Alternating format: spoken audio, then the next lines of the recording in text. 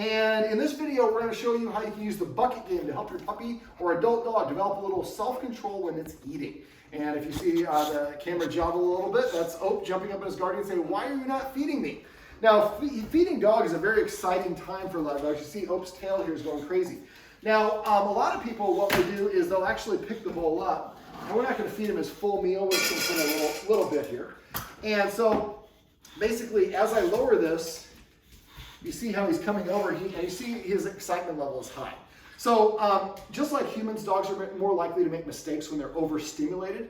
And so what I like to do is if a dog gets really excited about something is I like to recreate that situation, but find a way that we can help the dog develop a little bit of self-restraint, self-control. Why don't we have you come over here so people can see you in the shot? There we go. All right, sit. So what I'm going to do, and this is actually, the bucket game is something that they use in cooperative care for vets. And see, very excited. And so what they do for cooperative care is the dog looks at the bowl while the vet is doing an examination. Anytime the dog looks away from the bowl, that's the vet's way of saying, oh, the dog's uncomfortable, so I'll stop the examination. I'm going to use this just to teach him to stay calm. So what I do is I've got my bowl full of food, and I'm going to hold it at shoulder length. And so as soon as he looks at it, the marker word that his guardians came up with is nice. So I'm going to go like this, nice. Nice. So I'm just going to move it at the same level, and as soon as he looks at it, I say, nice, and then take a piece out and give it to him.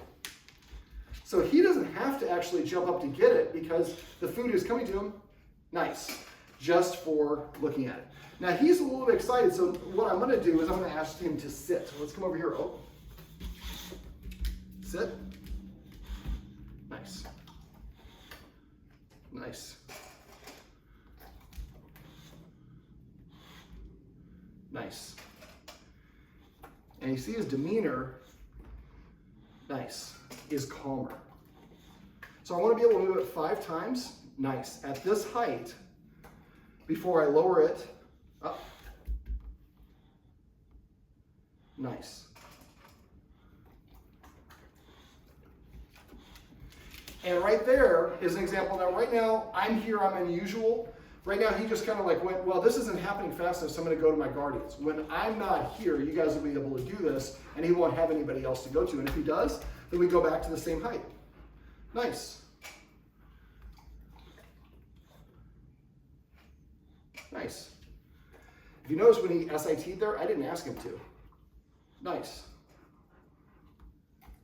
So we can tell the dog sit down, we can hold him down, pin him down, but those things are not going to be genuine because he's not doing them himself. Come here, buddy.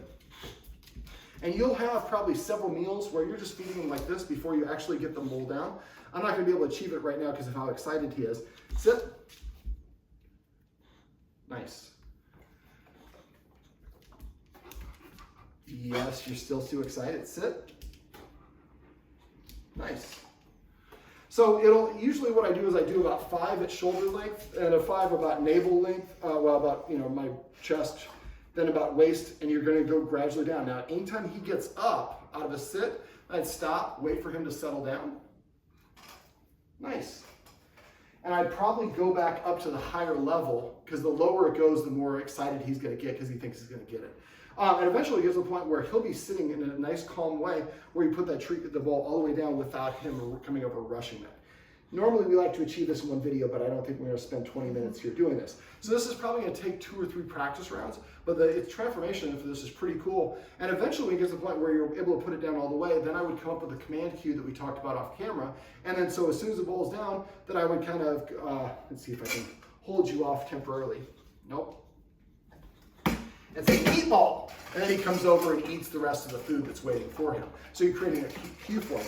But helping him practice food is what's called a primary reinforcer. He has to have it. And he gets very excited for food like a lot of dogs do. So if we're feeding him 3 times a day like he is fed, and each time we're doing this, it'll take you guys an extra 2 or 3 minutes. But within a week, you'll be able to do this really quickly in transition.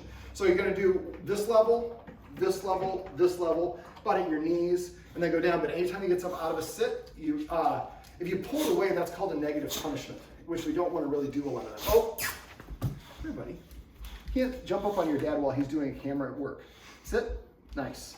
So that's why we want to go here, and only when we move it 5 times and he stays in a sit, do we lower it 6 inches, 5 more times, lower it again 6 inches. And like I said, there will be several meals where you want to actually be feeding him out of the bowl. He'll just be in here. Oh, this is my buddy Ope. Come here, Ope. Ope. Come here. Come here, buddy. There we go. Sit. Well, this is the back of Ope's head, and this is how you can use the bucket game to help your puppy or adult dog develop a little bit of self-control while they're eating.